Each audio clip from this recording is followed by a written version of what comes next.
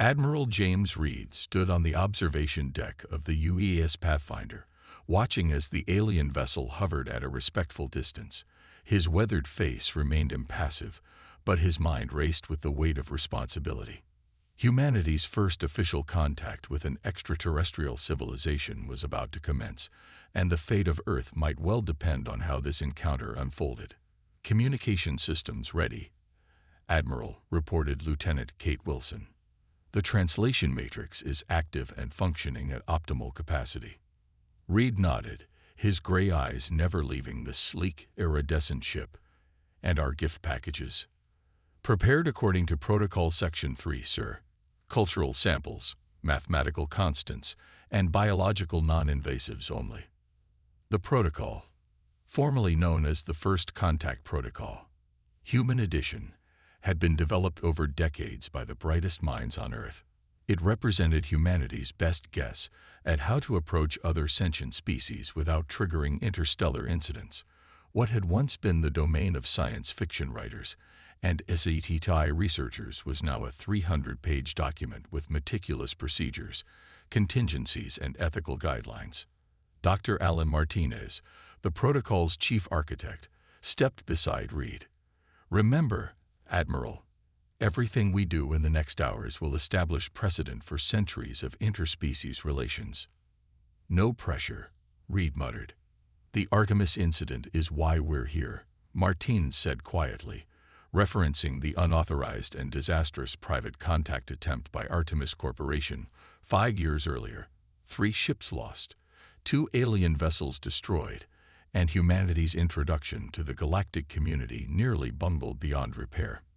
In the aftermath, the United Earth government had centralized all extraterrestrial contact under military scientific oversight. The protocol was elevated from theoretical document to galactic law, at least from humanity's perspective. Captain Tom Jackson approached with a tablet. "Final checklist complete, sir. The delegation is assembled in Bay 4. Reed took a deep breath. "Then it's time. Let's hope our homework pays off." What none of them said aloud was what intelligence suggested, that this wasn't actually humanity's first contact with alien life. It was merely the first official contact.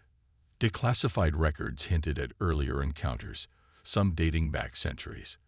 Those incidents, poorly documented and chaotically handled, had provided valuable lessons in what not to do. As Reed made his way to the shuttle bay, Martinez fell and stepped beside him. "The aliens call themselves the Luminary. Their message patterns suggest a hierarchical society with strong emphasis on ceremonial greetings, which is why I'm wearing this ridiculous outfit."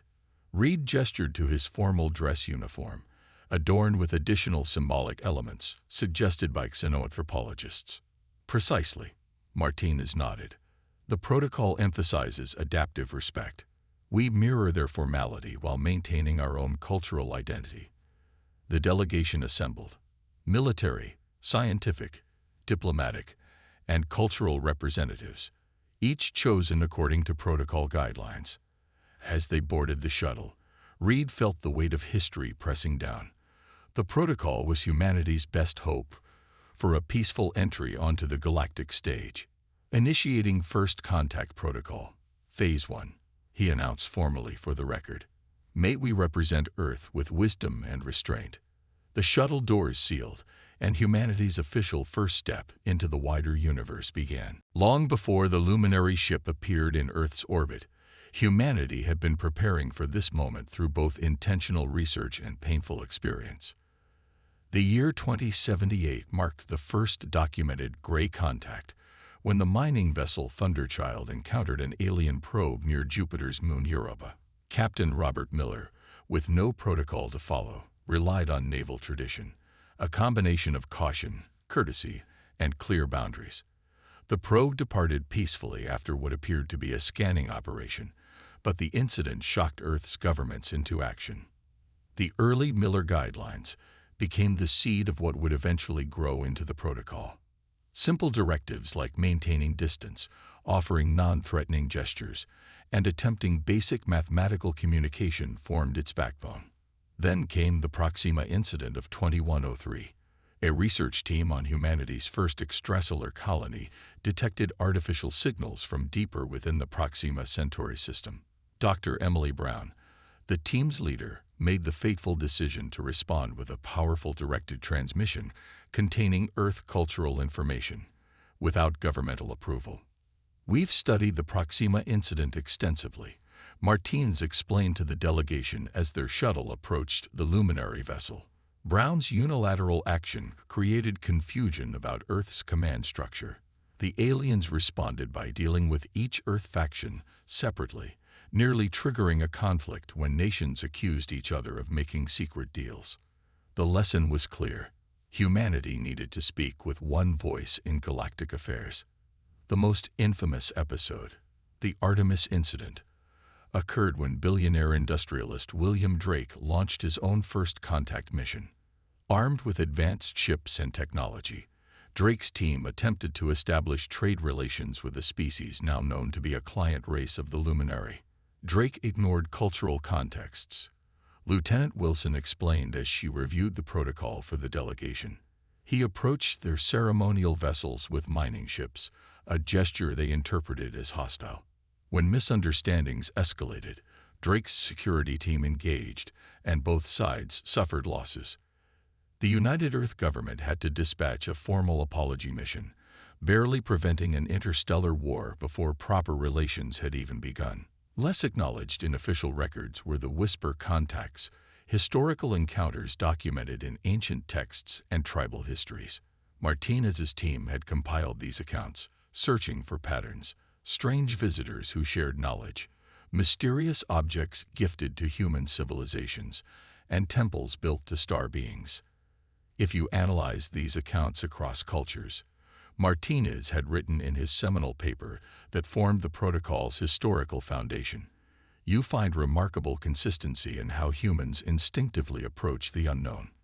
Gift exchanges, symbolic displays of peaceful intent, and sensory-based communication attempts appear universal.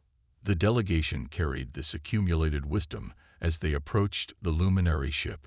Each component of the protocol had been forged through either success or failure, theory or painful experience. Captain Jackson checked his tablet. Approaching docking point. Luminary have extended a compatible airlock. Reed nodded. History's watching. Let's not repeat its mistakes.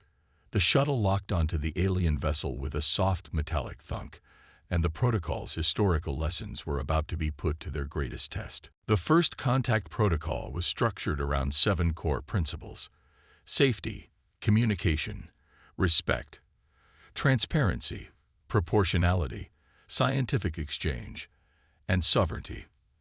As the delegation prepared to disembark, each member mentally reviewed their training.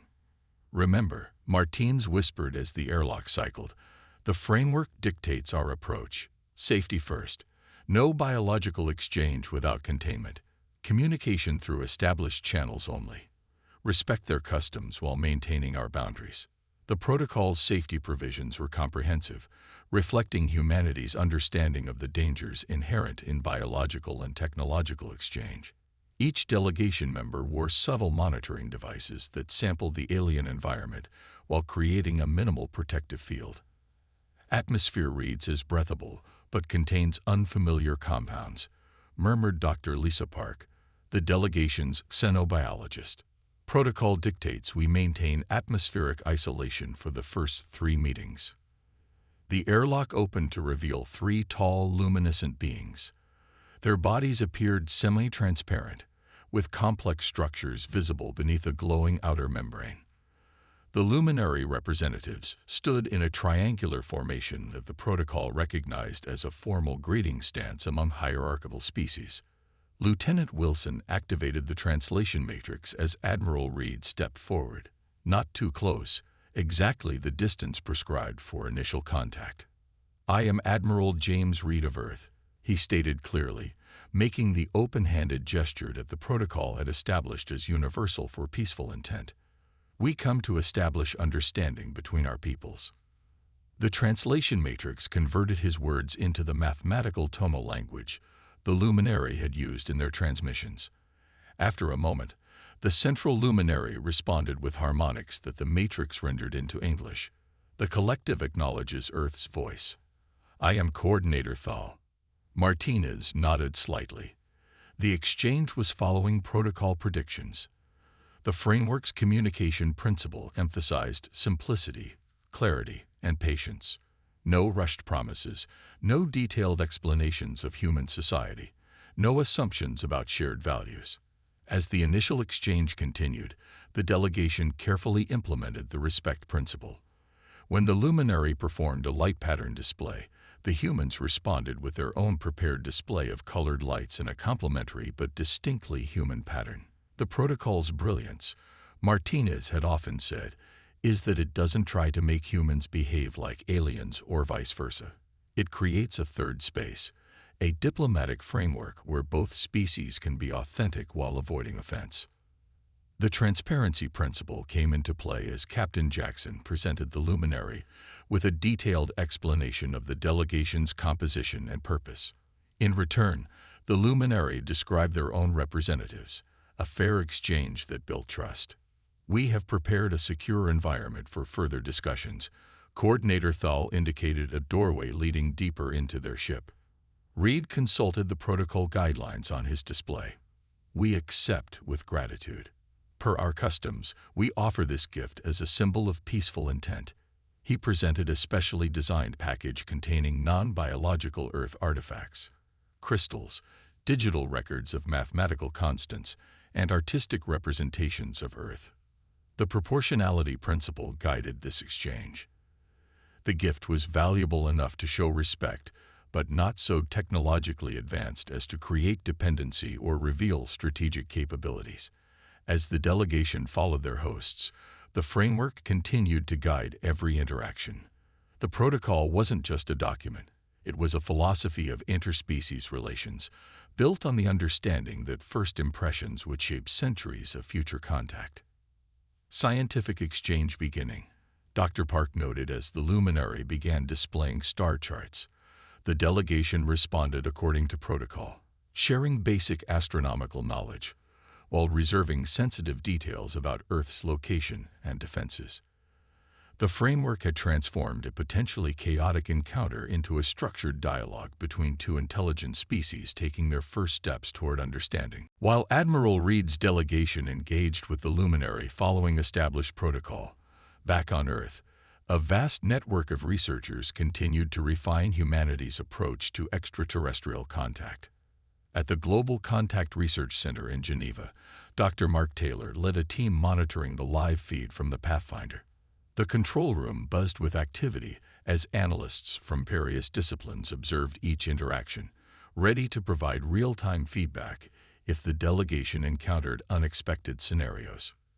The luminary communication patterns show greater variability than our models predicted, noted Dr. Taylor, speaking into his headset to the protocol support team aboard the Pathfinder. Adjust translation parameters using the Adaptive Linguistics Package 7. The current iteration of the protocol was version 14.3, a living document constantly enhanced through simulation, theoretical research, and now actual contact data. Each encounter with the luminary provided invaluable information that was immediately fed back into research initiatives.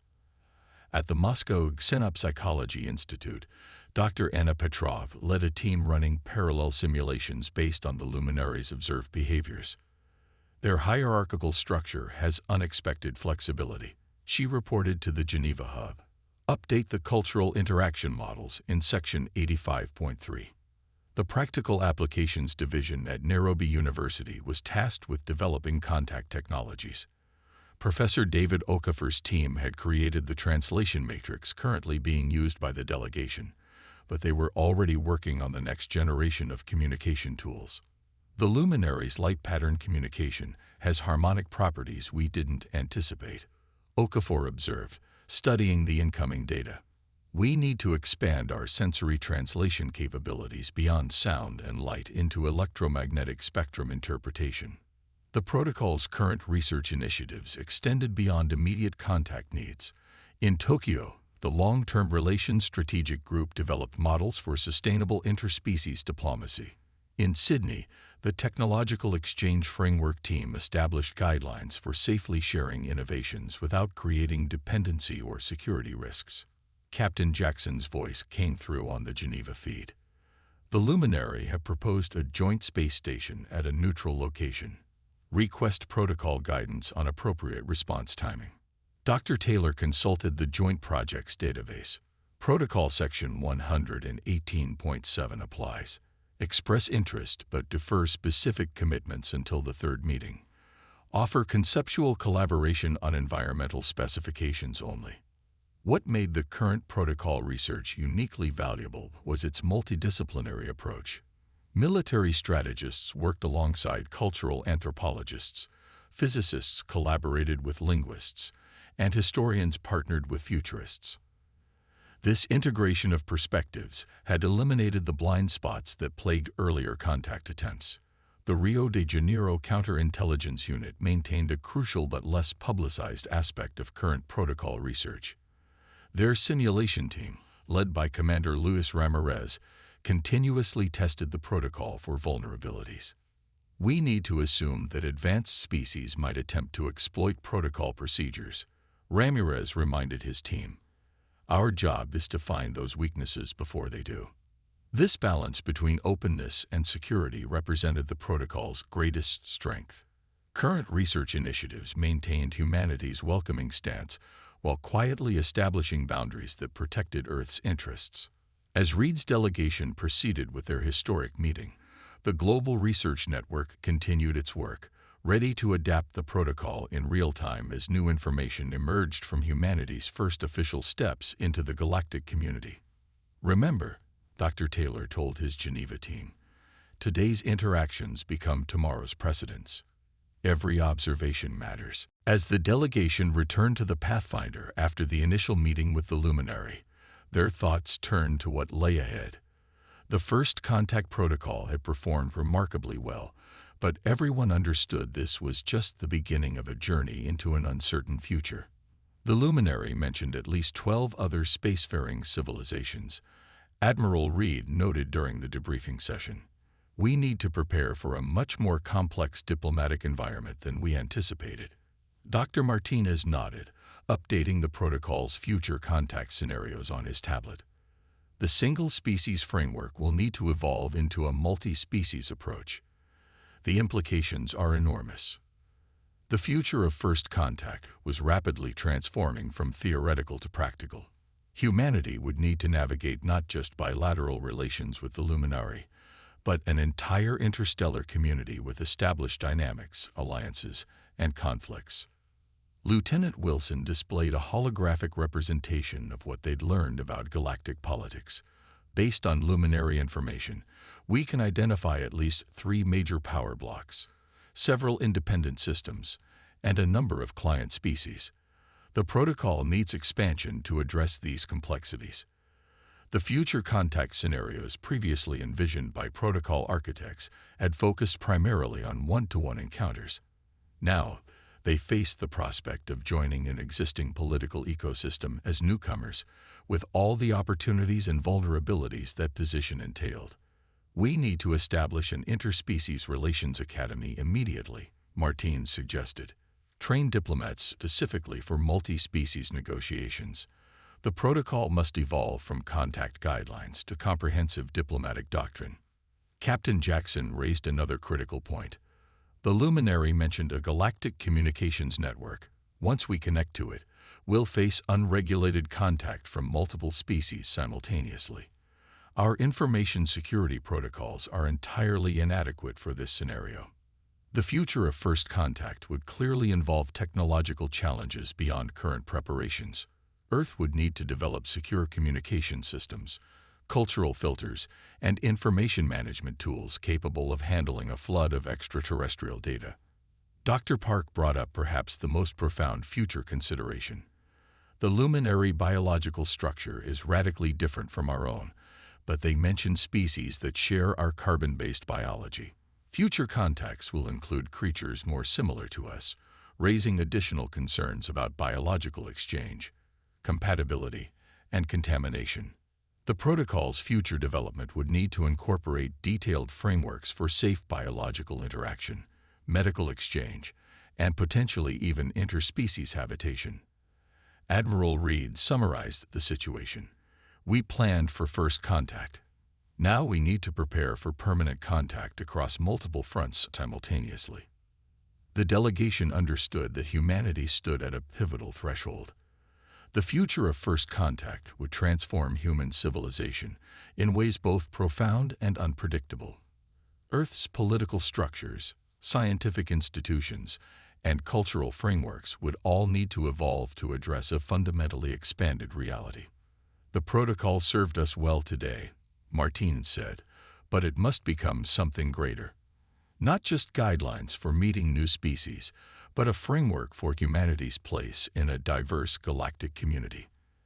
As the Pathfinder prepared for the second meeting with the Luminary, the future of first contact loomed large, a future where humanity would no longer be defined solely by its earthbound history, but by its relationships with countless other intelligent species among the stars.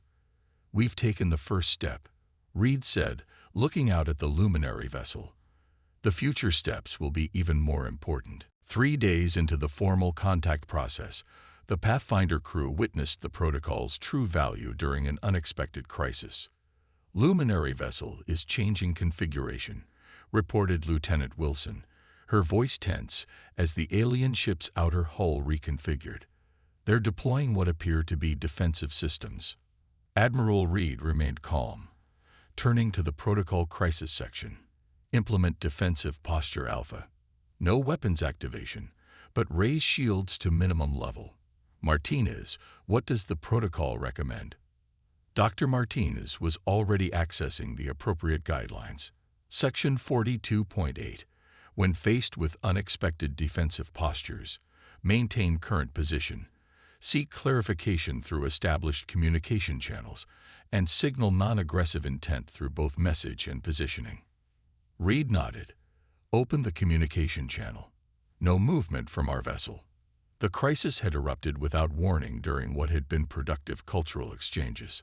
Captain Jackson had been discussing Earth's artistic traditions with a Luminary cultural representative when alarms began sounding throughout the alien vessel. The view screen activated, showing Coordinator Thal in what appeared to be a command center. Earth vessel, maintain position. A non-aligned ship has entered this sector without authorization. This is not directed at your delegation. Reed followed protocol precisely, acknowledging the warning while requesting clarification about the situation. The discipline instilled by protocol training prevented the human crew from making dangerous assumptions or reactive maneuvers. Unknown vessel approaching from Vector 227, Wilson reported. Configuration doesn't match any Luminary design we've observed. On screen, the Luminary Command Center showed increased activity. Earth delegation, Thal communicated.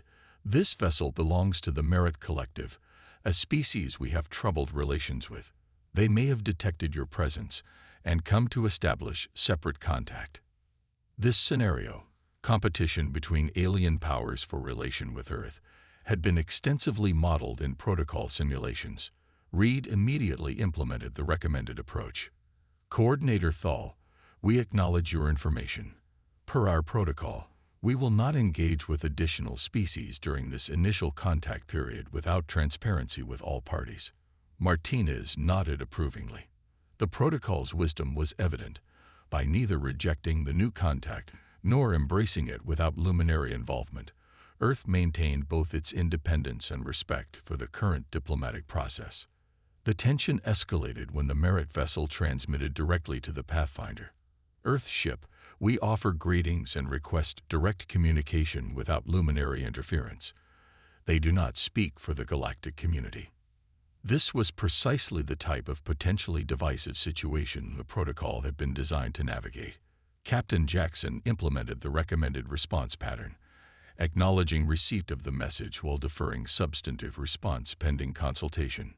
The Merit are attempting to drive a wedge between us and the Luminary, Martinez observed quietly. Protocol Section 50.3 addresses exactly this scenario. Reed directed a carefully worded response. Merit vessel, we acknowledge your communication. As this is our first contact beyond our solar system, we are proceeding methodically according to our established protocols. We welcome future dialogue within a transparent framework involving all parties. The elegant balance of the message, neither rejecting the merit nor undermining the luminary relationship, demonstrated the protocol's sophisticated approach to complex diplomatic situations. Over the next several hours, a tense three-way negotiation unfolded. The protocol guided Earth's responses at every step, maintaining neutrality while gathering crucial information about the broader political landscape they were entering. By the crisis's resolution, when the Merit vessel finally withdrew after establishing formal communication parameters for future contact, the luminary representatives showed a new respect for humanity's diplomatic approach. Your protocol has impressed us, Coordinator Thal admitted. Many new species are easily manipulated during their entrance into interstellar relations. Your prepared frameworks show unusual wisdom. The incident had transformed a potential disaster into a diplomatic success, validating years of careful protocol development and demonstrating that humanity was ready for the complex challenges of galactic politics. 1 year after the luminary encounter, Admiral Reed stood before the United Earth Senate to present his final report on the first contact mission. The chamber was hushed as representatives from every nation gathered to hear how the protocol had permanently altered humanity's trajectory. The first contact protocol, Human Edition, has proven to be more than a procedural document, Reed began. It has become the foundation of Earth's interstellar policy and a template admired across multiple civilizations. In the months following initial contact, Earth had established formal relations with not only the luminary, but 3 additional species. Each new encounter had further validated the protocol's approach while contributing refinements based on practical experience. Perhaps the protocol's greatest legacy, Reed continued, has been the preservation of human autonomy in a complex galactic environment. By establishing clear boundaries from our first interactions, Earth has maintained independence while building productive relationships. The diplomatic landscape had proven far more intricate than anyone had imagined. The galaxy contained not just individual species, but confederations, alliances, trade compacts, and complex political arrangements built over thousands of years. Earth's methodical, protocol-driven approach had allowed humanity to navigate these waters without becoming a client state or pawn in ancient conflicts. The luminary ambassador has informed me that several younger spacefaring civilizations have requested copies of our protocol to adapt for their own use. Reed noted, unable to hide a hint of pride. Our framework is now being studied across multiple worlds as a model for diplomatic engagement. The legacy of first contact extended far beyond political relations. Earth's scientific community had been transformed by controlled exchanges with alien civilizations. Technologies were advancing at unprecedented rates, though the protocol's careful approach to technological transfer ensured these advancements occurred without dangerous dependencies or security compromises. The protocol's legacy is evident in our educational systems, Reed continued. The Interspecies Relations Academy now trains diplomats from every nation. Our universities have established science departments. Our cultural institutions are thoughtfully integrating new perspectives while preserving human artistic traditions. Perhaps most profoundly, the protocol had legacy was philosophical. Humanity had encountered the unknown and responded not with fear or aggression but with methodical wisdom. The successful implementation of the protocol had reinforced the value of preparation, restraint, and principled engagement. Dr. Martinez joined Reed at the podium for the final portion of the presentation. The legacy of first contact will continue to unfold for generations, he told the assembly. The protocol was never intended to be static. Its greatest strength is its adaptability. As evidence of this evolution, Martinez revealed the latest iteration, Protocol version 22.7, now expanded into a comprehensive framework for humanity's place in the wider galactic community. The original protocol asked how we should meet new species, Martinez explained. The evolved protocol asks how we maintain our unique identity while becoming citizens of a multi-species cosmos. As the Senate session concluded, Reed took a moment to reflect on how far humanity had come. From the chaotic early encounters to the carefully managed relationships, now flourishing across multiple star systems, the journey had been remarkable. The first contact protocol began as our best guess about how to approach the unknown, he told Martinez as they left the chamber. It's become something much more, a reflection of who we are at our best.